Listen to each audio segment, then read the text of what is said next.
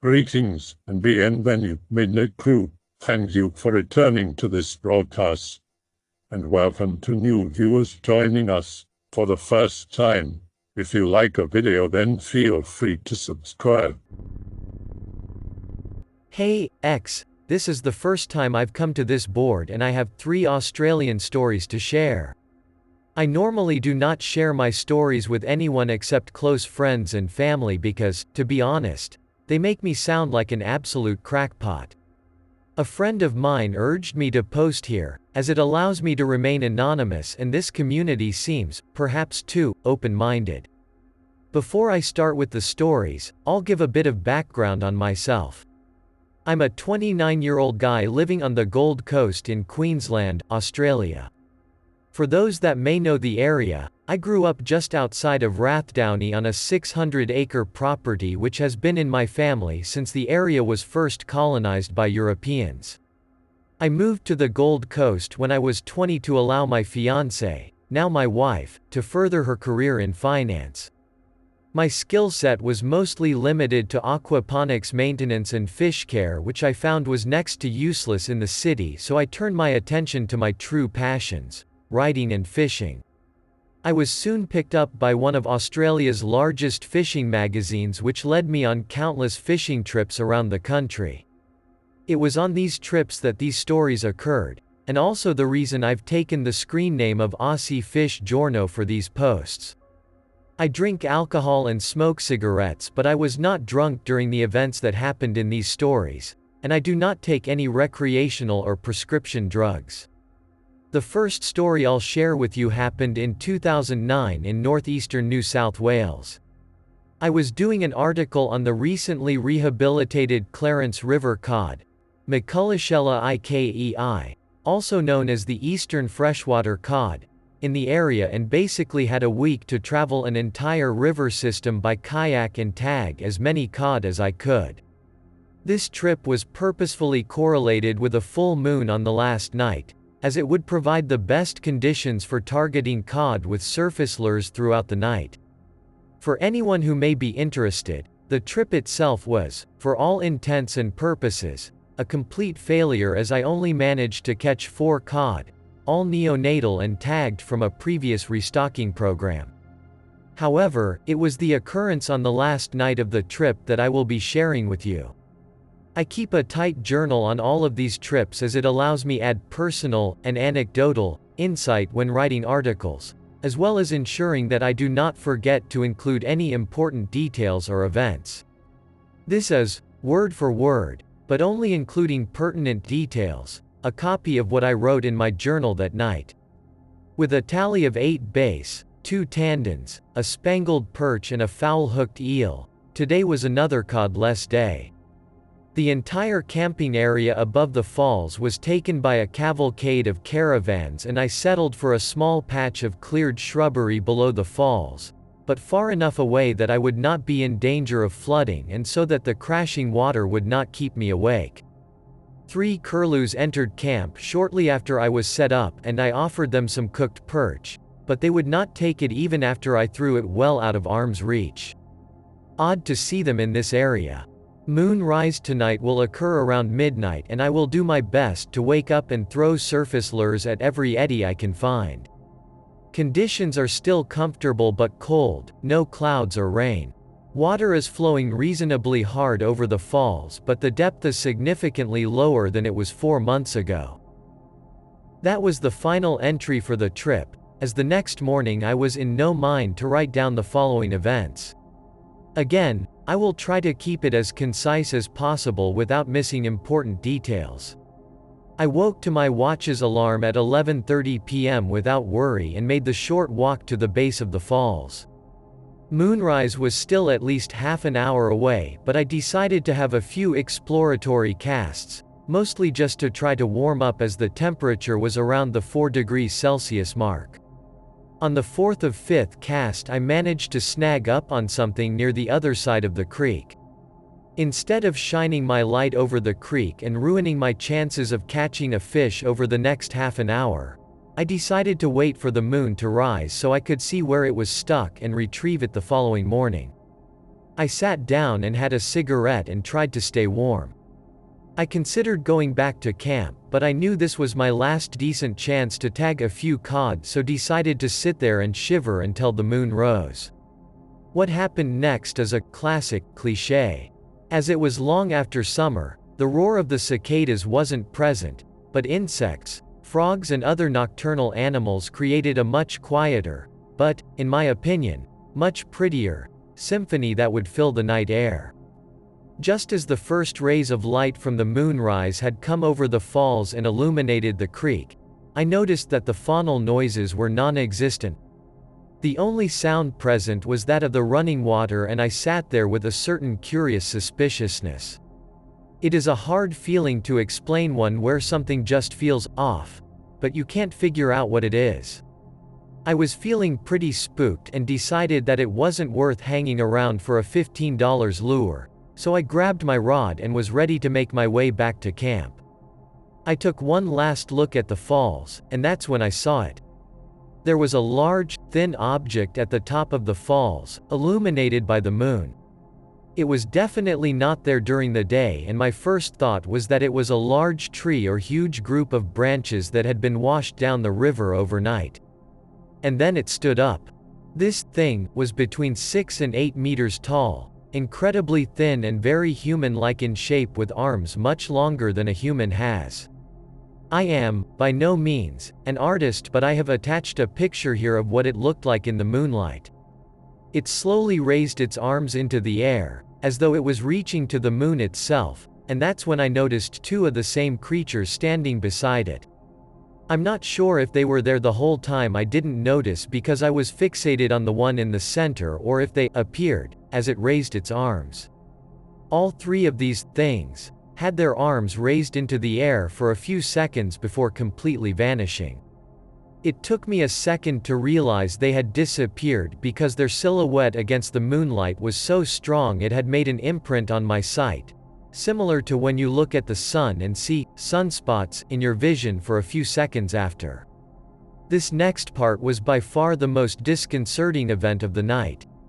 Anyone who has ever been out in a thunderstorm at night will know how surreal it is when a bolt of lightning illuminates the world around you for a split second.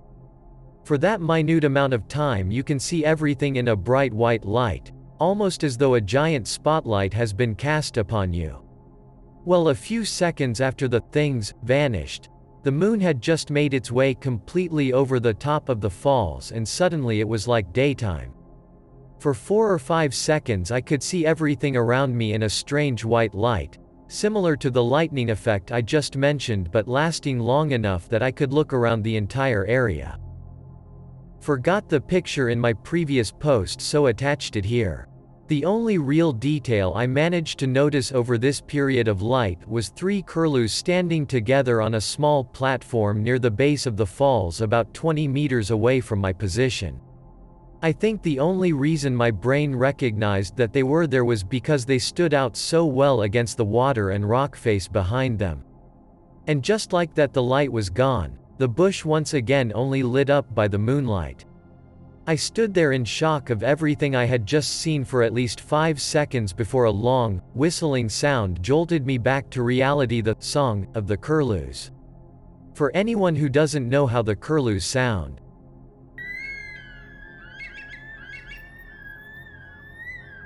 it's quite a spooky call at the best of times, and, given the situation, was too much for me. I dropped my rod and raced back to camp, scrounged every piece of wood I could find in the immediate area and built the fire up as large as I could. Well, that's basically it for that story.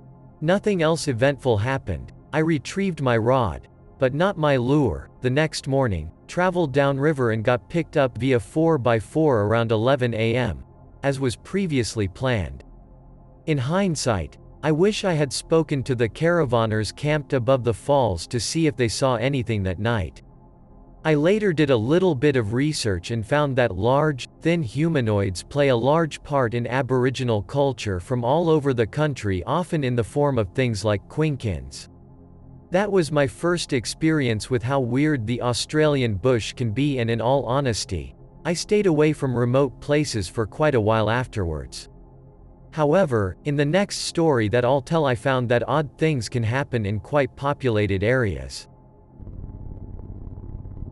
This next story happened on one of the many Moreton Bay Islands in southeast Queensland. I normally will be happy to divulge the locations of where my stories have occurred, but in this case I was asked by the locals, one person in particular, not to tell anyone which island it was. I will say that it is in the southern part of Moreton Bay and has an expanse of mudflats. The Moreton Bay region has quite a history, along with some well-entrenched folklore, everything from leper colonies to escaped convicts becoming cannibals and many wars between Aboriginals and European settlers. It is a relatively highly populated area and borders Queensland's capital city of Brisbane. I was here to get some photos for an article about fishing with bait on inshore, shallow reefs, and hoped that I'd be able to cast a large amount of baitfish, such as pike, mullet, garfish and whiting, for bait rigging photos.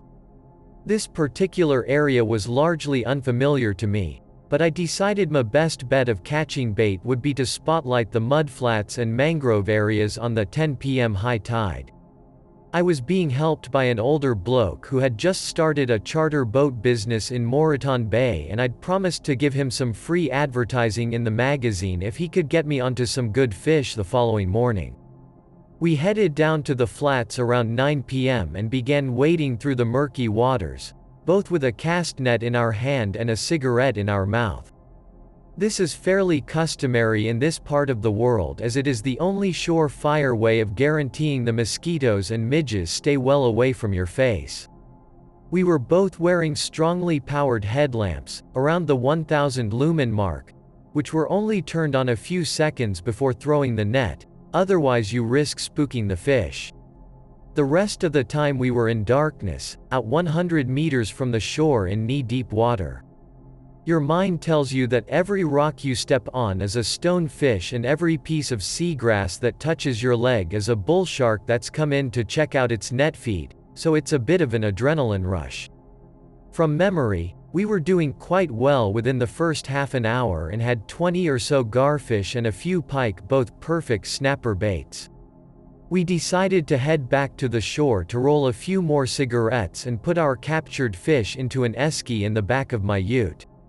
We were almost back, about 30 meters away, when my friend said, "There's someone at the ute." I looked up and could just make out a faint shadow of what looked to be somebody crouched down near the back of my ute. This wasn't totally odd, as there is a permanent population of 120 or so people on the island, but the fact that they were snooping around in the darkness made me very suspicious. My friend and I whispered about what to do and decided that we'd walk through the water as quietly as possible until we were 10 meters away from the ute. Then we'd hit it with our headlamps at full power and ask this person exactly they thought they were doing prowling around our car in the middle of the night. I carry a multi-tool on my belt at all times when I'm fishing, mostly to dispatch fish and cut line. In this case it was my Leatherman Surge, which has a reasonably sized knife inbuilt, and although I had no intention or expectation about using it, having it with me did make me feel a little bit better about confronting our prowler. Well, we got about 10 meters away from my ute and I patted my friend on the shoulder to signal, "Let's do it." Both headlamps came on, fully illuminating a 20 meters area right around the vehicle. What was staring back at us was shocking. This prowler was certainly not human. Standing on two legs about 130 centimeters high, it seemed to be covered in either dense hair or a very heavy coating of mud. In an instant it turned to us, let out a yelp, very similar to a noise made by a dog in pain, and took off into the mangrove trees which bordered the east of the mudflats. Its movements were not a run or a walk, it seemed to glide or hover straight towards the mangroves and disappeared into them as soon as it reached the treeline. I only caught a split-second look at its face, but it did not seem ape-like, as is often the case in Yowie and Bigfoot stories, but more like a dog but with less of a snout. Quite hard to explain and definitely too hard for me to draw. Its eyes were hugely reflective. It was almost like the light from our headlamps had hit two small mirrors and was directed back at us. We were both, understandably, quite shocked from the incident and threw our gear into the back of the ute and drove to the most well-lit part of the island, a small grassy park near the pub. We did not check for prints or anything in the area as, honestly, we just wanted to get the hell out of there. The next night we quietly and almost embarrassingly asked the bartender if there were any wild dogs or similar animals on the island, hoping for a rather menial explanation for the prowler we had encountered. His facial expression formed what would be best explained as a wry smile, and replied with, "No dogs, but there are Mangrove Men." He directed our attention to an old bloke in the back of the bar and told us to ask him about them. My fisherman friend was quite tired from a full day out in the boat and decided to call it a night, and I had another drink alone before getting the courage to talk to the old man in the corner.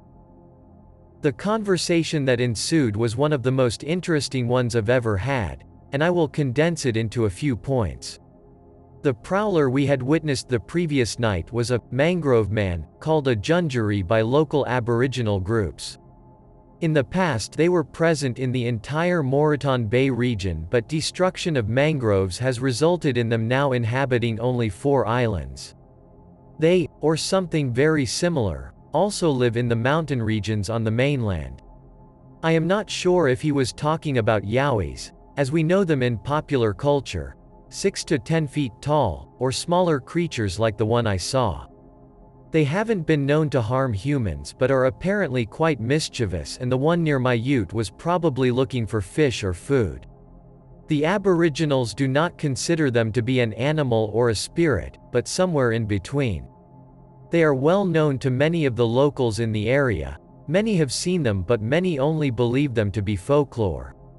The old man I was speaking to had built up somewhat of a rapport with the Junjuris, often leaving them food or toys, with their favorite toy apparently being squash balls. It was all quite a shock to me.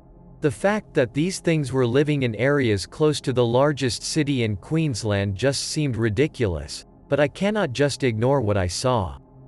My friend's charter business is doing quite well these days, and I try to have a fish with him at least 3 or 4 times a year, but we have only spoken about that night once since it happened. He has never told another person about it for fear of sounding like he's insane, which is totally understandable. I have returned to the island many times since but have not had another seen anything else out of the ordinary, and on my last trip in early 2014 I was informed that the old man I spoke to had passed away. I honestly can't help but feel incredibly privileged to have seen something that doesn't exist, and it really changed how I view a lot of things in life. This is the last story I have for you guys. A friend of mine runs an eel farm just north of Brisbane, and whenever I get the chance I like to help him out. Now, the farming of eels isn't a particularly difficult process when utilizing modern technology, but it is impossible to breed them in captivity. Their life cycle is actually quite amazing. All the freshwater eel species in Australia actually migrate tens of thousands of kilometers to the Coral Sea to breed, and then their eggs and larvae float back to mainland Australia on the ocean's currents. What this means is that all farmed eels are caught as wild stock, generally collected in their larval form in sophisticated eel traps. However, my friend also offers an eel removal service, where he'll remove mature eels from a water body for a fee. Normally he'll do this at golf courses or council-owned parks, but occasionally he'll do it for privately owned farm dams who are looking to remove the eels in order to stock more edible species of fish, which is where this story begins. We were setting eel traps on a property located in the Newmanba Valley, southeast Queensland. This is largely considered to be the westernmost geographical limit of freshwater eels in the region, as they rarely find a way to cross over the Great Dividing Range that runs up the East Australian coastline. This generally means that individual eels are few and far between in this area, but if conditions are suitable you may get huge populations of very large eels in very small areas. These small areas are generally farm dams, miniature lakes that are built to supply water for small-scale agriculture processes. Because of the high amount of nutrients in the runoff from agriculture, there is often large amounts of algal growth, resulting in populations of herbivorous fish and then eventually carnivorous fish, and in most cases these carnivores are eels. The property we were on was in an absolutely stunning area nestled in a hidden valley between a few of the many unnamed hilltops in the area, with a creek running through the middle. We were camped in swags at the edge of the farm dam, and it was damn cold at night, often dropping into the low single digits.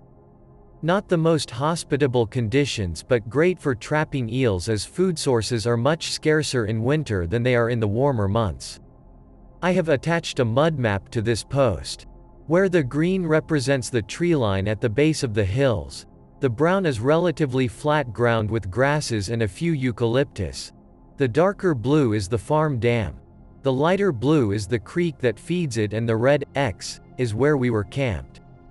The creek itself is only about 15 meters wide at its widest point, but more than 2.5 meters in some sections, which is quite a considerable depth for waterways in this area.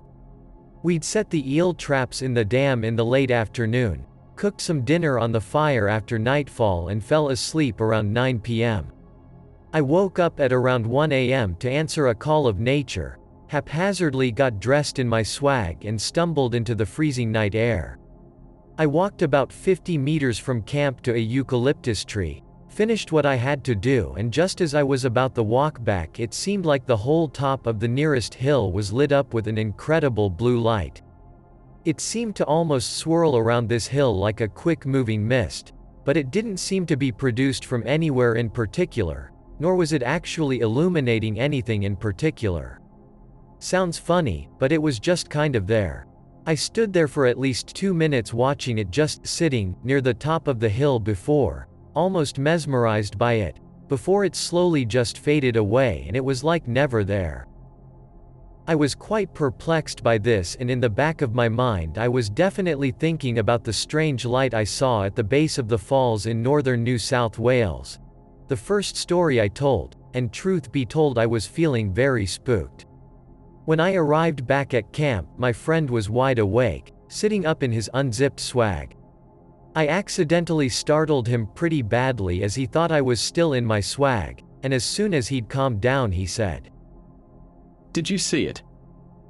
I immediately thought he was talking about the blue light, and replied with, "Yes," but I was quite taken aback when he then asked, "Did you see its face?" Again I forgot to add the picture. Here's the map attached to this post. His story, as he told it, went like this. He was awakened by some disturbance, which was likely me getting out of my swag bedroll, and he lay there for a minute or two before deciding that he, too, needed to answer a call of nature. Just as he had unzipped his swag and sat up, he saw somebody across the other side of the dam. He initially thought it might have been me checking the eel traps, and he was quite annoyed because they're supposed to be left undisturbed until morning. He was about to yell out to me, when the person he could see came into the moonlight. They walked to the farm dam in an odd manner. He said they seemed to push their chest out with each step in a pulse-like motion, bent down at the edge and pulled in the eel trap by the rope. They then picked the trap up and started walking back towards the creek away from the dam. Now at this point he was beginning to think that it was someone who had traveled up the creek and was trying to poach his eels and traps, so he yelled out to them at the top of his lungs to, and I quote, "Drop that shit." In a split second the person dropped the trap, went down on its hands and knees and turned directly towards my friend in a lizard-like motion, and the effect it had on him was incredible.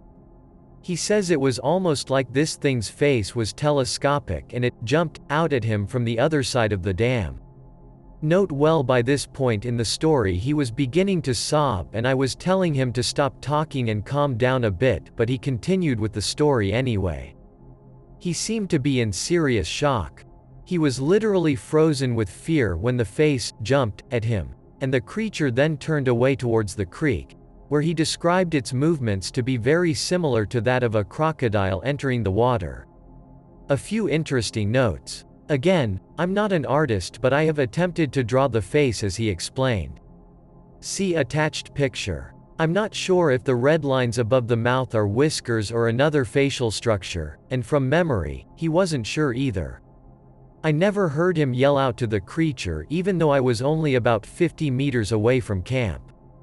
I think it's a fair assessment that the lights I saw and the creature my friend saw were connected in some way. It was a new moon that night, so it was impossible for the creature to be illuminated by moonlight, as my friend explained. The only explanation I can think of is that the lights I saw somehow illuminated it.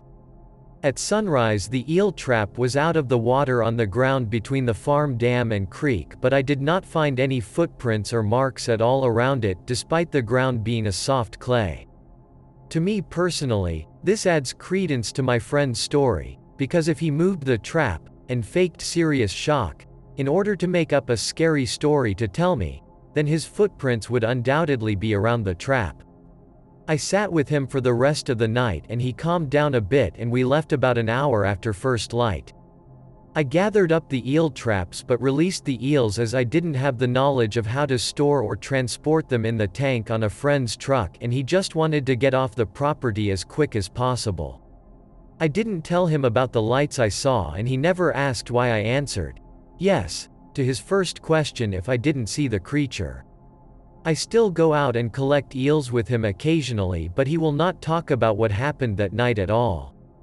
I did speak to an Aboriginal, female elder, whose family has lived in the area for literally thousands of years, and she basically just went, "Yeah, bunyip," completely nonchalantly, as if what I experienced was an everyday occurrence.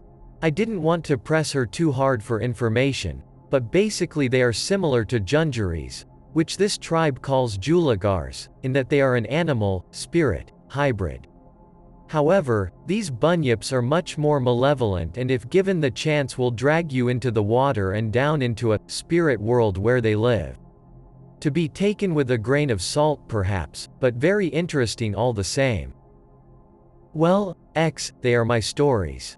Like I said in the beginning, I don't expect you to believe them, most people don't. I do hope you enjoyed them though, and if you have any questions then feel free to ask. I have a couple of other anecdotal things that have happened to me over the years that I might type out either tonight or some other time. Lastly, I'd just like to apologize for any grammar and spelling errors. I did a double check, but it's likely that a couple may have slipped through. I'd also like to apologize for the spelling of the Aboriginal words. I basically spelled them phonetically as I have never seen them actually written down. I hope that you enjoyed tonight's broadcast. If you enjoyed tonight's story, then please subscribe to the channel, as more green texts will appear daily. A new broadcast will appear when the clock strikes midnight Central Time.